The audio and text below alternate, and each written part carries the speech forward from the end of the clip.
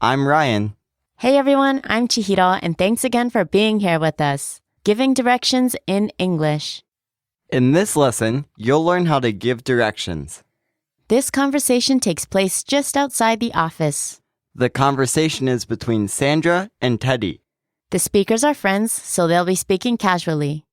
All right, let's have a listen.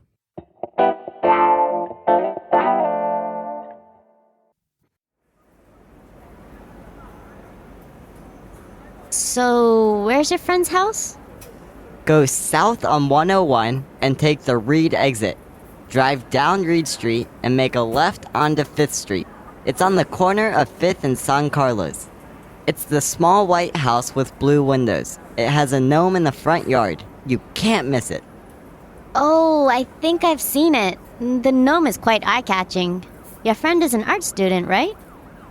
Was. She just graduated in May. When you see her place, you can definitely tell she's an art student. It's got a look to it. Yeah, definitely. She's got paintings by all these famous artists. I don't know half of the painters, but I know they're definitely famous. Oh yeah? Yeah, I was just there yesterday. She had one painting of a bunch of Campbell's soup and was trying to decide where to put it. Oh yeah, I know that one. That would make me hungry all the time if I had it up on my wall.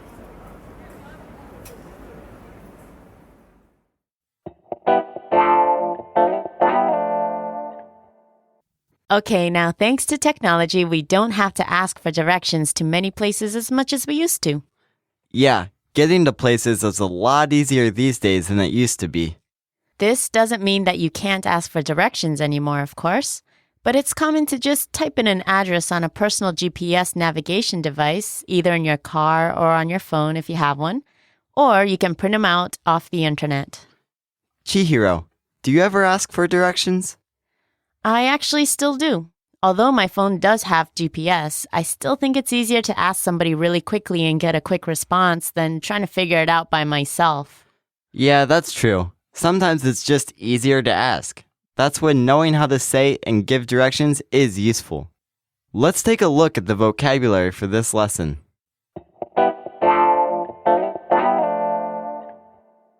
The first word is South.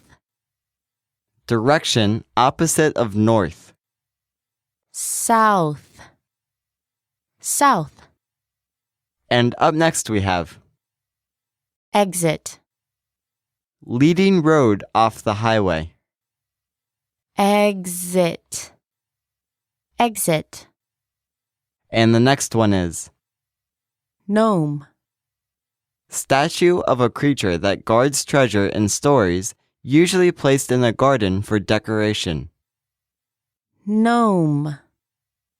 Gnome. Okay, and the next one is Yard. outdoor area next to a house. Yard.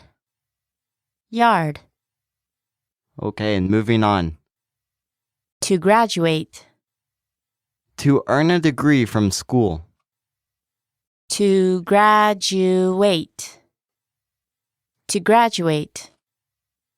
And up next is Look. appearance or characteristic of something.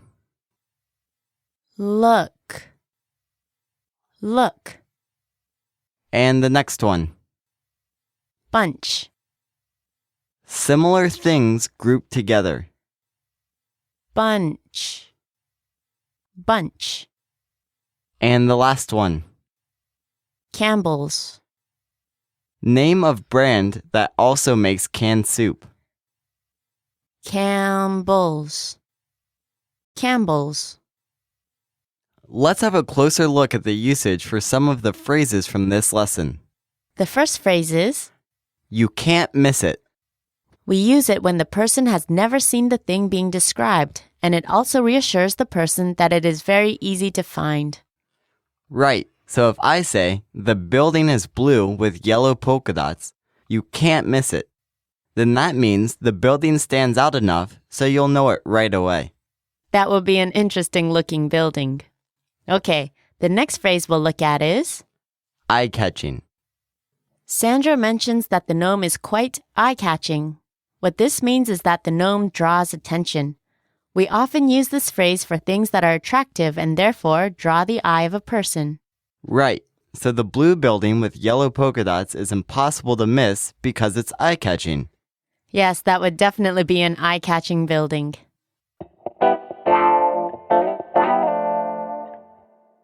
The focus of this lesson is giving directions. When giving directions, we use the imperative form. However, this doesn't mean that the speech sounds commanding or rude. Even if a stranger asked you on the street, you can reply in this form. There are several ways to say the same thing, so be prepared for a variety. Let's start with something simple. We can say, Drive down, or, drive up, or, go straight. to mean the same thing. Except the first two are used for drivers only. The third one can be used for both. Okay, the next one is Turn left, or, turn right, which can also be said as. make a left, make a right. You can use those for drivers and walkers. Now, if somebody says, It's on your left. with the preposition on, this doesn't mean to turn, but whatever you're looking for is located left. A little preposition difference goes a long way. Okay, and the next ones you can only use for drivers. Take the first exit. Or, of course, you can substitute the first with second or next or third, whatever number. You probably don't use higher numbers too much, though. Now, although I guess you could. True. Here's another one you might hear. Until you see. As in, Until you see a gas station. and the rest are pretty common. On the corner. Across the street from. Next to. You've probably heard of those when learning your prepositions. Okay, let's take a look at some of these phrases in a sentence. It'll be much easier to see how they work this way. You can see how Teddy uses several of these phrases when giving directions to Sandra. He says, Go south on 101 and take the Reed exit. Drive down Reed Street and make a left onto 5th Street.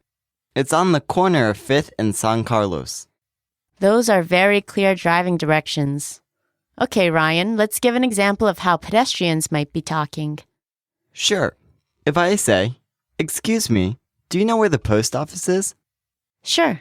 Go straight down this street until you see the lights. Make a right onto the main street and walk straight down toward the park. It's past the library on the left side. Okay, so that was straight down the street until the lights, get onto the main street, and walk toward the park. And then Past the library on the left side, and you'll see it on your right. past the library on the left, and it's on my right. Got it. You can use your hands and point in the right direction. If you ask somebody, try repeating the directions the person says so that you know for sure that you understand. If somebody asks you, you might have to repeat the directions to clarify. Especially if they're long directions. Okay, I think that's enough directions for today. That just about does it for today. See you guys soon. See y'all later.